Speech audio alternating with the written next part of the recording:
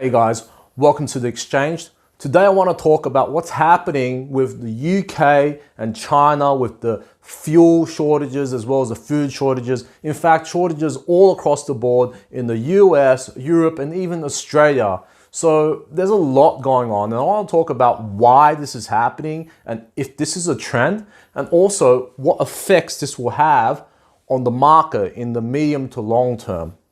So as you might have heard, the UK has been experiencing primarily fuel shortages. People are literally fighting with each other just to get their hands on the last remaining petrol or gas, however you call it, in the country. In fact, something like 60% of the service stations have run out of fuel. Anywhere in some areas, 90% of the service stations have run out of fuel. So there has been dramatic fuel shortages. People are panic buying. As you can see why throughout 2020 with the toilet paper issues. But it's not only that.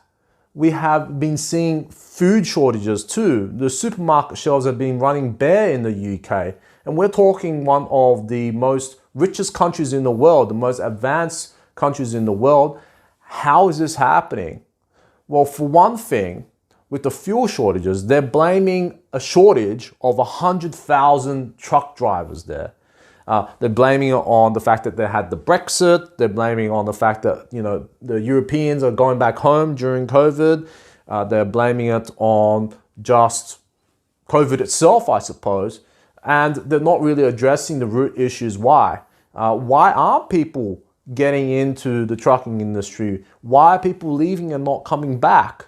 Is there an incentive for them not really to be working? And then we're also talking about the food shortages right now there. The food shortages, they're actually having about a shortage of 500,000 workers in food manufacturing. So where are they? And why are there millions in unemployment with getting stimulus? And where are they? Why aren't they working? What's happening? Why are there so many shortages in the UK? Why are they getting natural gas at such expensive prices? Why is there a shortage of natural gas? Is it the fact that they haven't invested in storing the natural gas? They put their eggs into wind power and solar power, and the wind isn't blowing at this point in time at the moment, as they might have planned. There's less wind than they've planned. Maybe it's that, these green policies. I mean, what's going on? We're talking about the vaccine or the COVID mandates. We're talking about people getting stimulus that's not going to work. We are talking about green policies that aren't really working. And, whatever's happening in the UK, I would say is actually happening across the world to different extents. It just happens to be that the UK is experiencing everything at the same time. And maybe it's the fact that they're an island that doesn't really have too many of these resources and depends on other countries for a lot of the resources. That's why they're experiencing the things. And this is a trend that I find incredibly concerning. I don't know why people are not talking about this as much as they should be. As you might have seen in the headlines too, China has been experiencing power shortages, and power shortages to the extent that people just simply cannot drive in the traffic because the traffic lights have no power in certain cities. So this is incredible stuff. And how is this happening? Is this by chance? Is it by just a series of unfortunate events? And, I had to dig in further. And, what I've been seeing with China is they started doing this green energy policy, carbon neutral by 2060. And so now they've done a hard stop or hard reduction on coal use. But the funny thing is, coal is about over 50% of all their electricity production. And now they're forcefully reducing it. So now people cannot use power in certain times of the day in certain cities. But really it really most affects is industry. The factories are not opening certain days of the week. Power-intensive industries like steel making and aluminium and making fertilizer, they're not functioning either for certain days of the week. So we're having a dramatic reduction in the productivity and GDP of China. And they're responsible for most of the world's, manufacturing. So is that going to come back to us when we get less products from them? I mean, Christmas is only months away, and they're not producing clothes as much, they're not producing the toys and the electronics as much.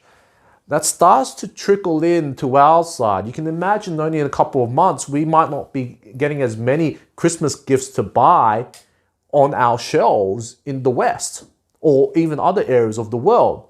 I live in the West, so that's why it concerns me.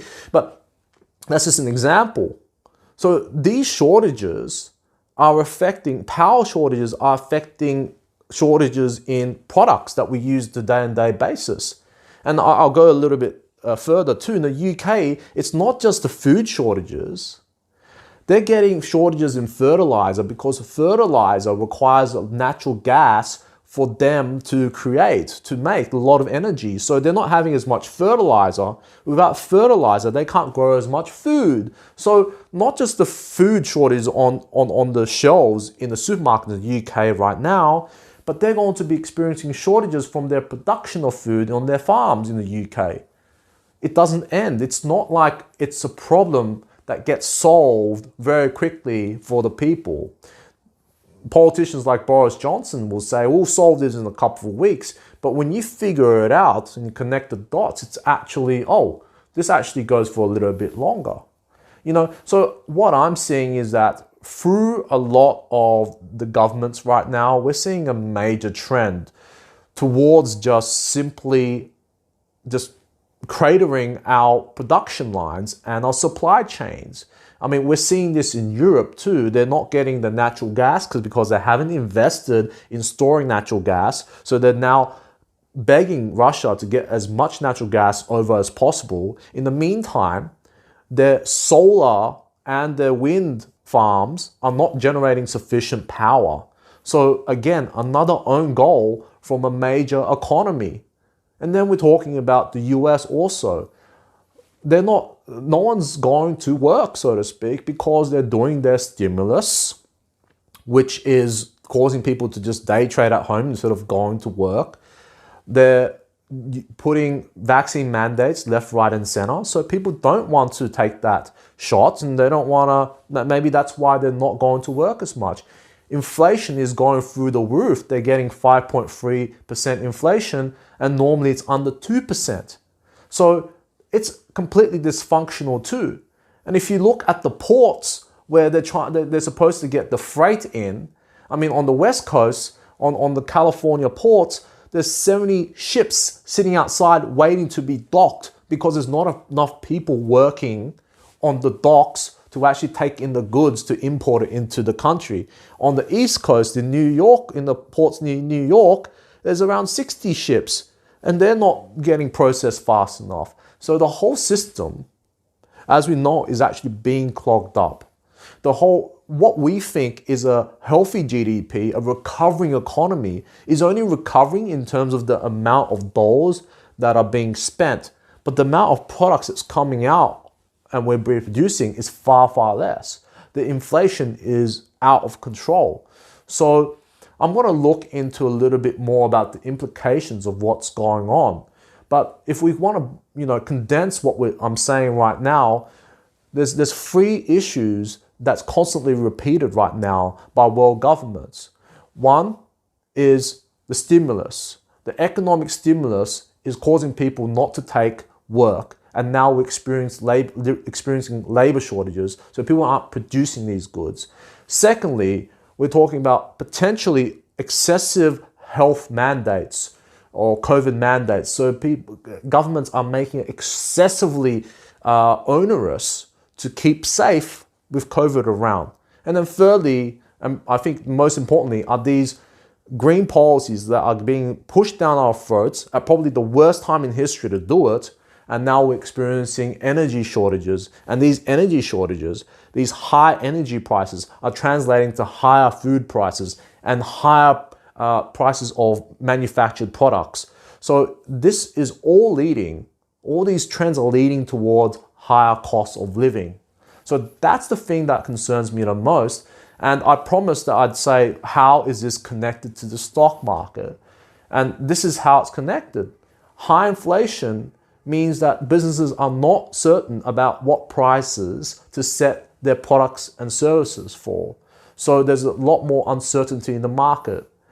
High prices in energy costs translate to higher goods and services, higher priced goods and services throughout the whole economy. The only way to deal with this issue of high inflation is high interest rates. But high interest rates means that no one can pay their debt because we've got so much debt. So I find is it coincidental that all these things, they're pushing us into this inflationary path? Or is it by accident and it's just sheer incompetence? I'm starting to question if it is actually sheer incompetence or it's something else. But when you put those things together, it seems that we're being pushed into the direction of inflation and there's no getting out of it. And so which brings me on to something I want to talk about, especially in the next video. I'll cover it in more detail, and that is what the Fed and the central banks will do to deal with this situation of non-stop inflation. And I think they may raise interest rates, and I'll explain to you why, but we'll also go into a little bit more detail. But regardless of that, I think there's incredible risks in the stock market right now. I think we're already seeing a bit of a decline. But before I go into a little bit further about the best ways to protect our assets and also potentially make a bit of money through this situation, I'm going to ask you, if you're liking the video, to hit the like button and also subscribe if you haven't, to get on top of more videos like this. I want to talk, speaking of exchanges, I want to talk about which is the best asset to play this. And you might think it might be oil or it might be natural gas. There is an actual other instrument that I think is far, far better to make money on in this situation. But before we go there, let's talk about oil.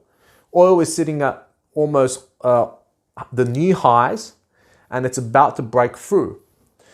Now, I know that the whole world is looking at this situation and they're thinking oil is going to go up more because a shortage in the UK could translate to a shortage anywhere else in the world. All the traders have their eye on oil right now, but it is at highs. There is a risk it will go down before we go further up.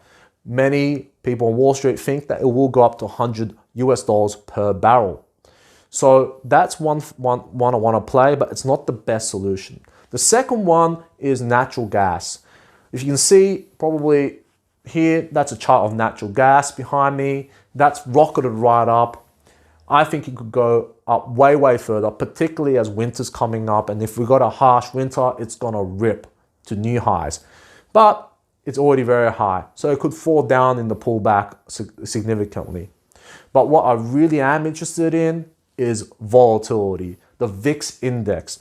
The VIX, you can look at VIX, but there's other instruments like VXX and other ETFs that can track it, that you can buy into.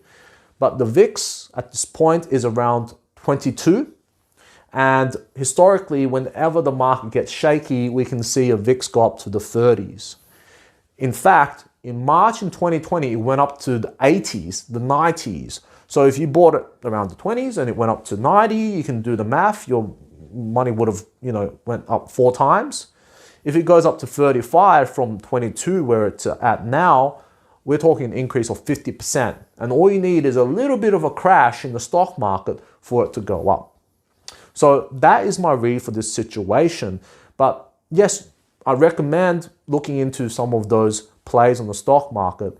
But really, for me, I just like to share my concern for, loyal viewers like yourself, is that, I don't think the situation is going away anytime soon. The shortages in food, the shortages in energy, right, and natural gas and other products and services, maybe the shortages in water.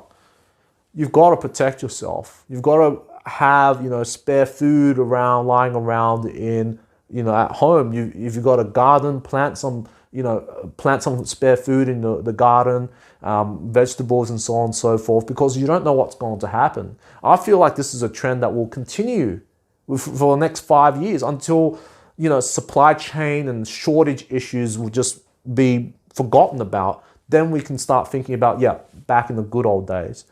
But I really do think that these issues, whether it's coincidence or not, are going to continue. And in the next video, I will talk about whether forcing us to experience this inflation is going to force a really dramatic, dangerous turn in the interest rate policy from the Federal Reserve, which could severely crash our, not just the stock market, but our economy. And we're going to experience a recession from these shortages and inflation. But until the next video, I want to say one thing. That is, thank you, share. And I'll see you in the next one. Take care, guys. Bye.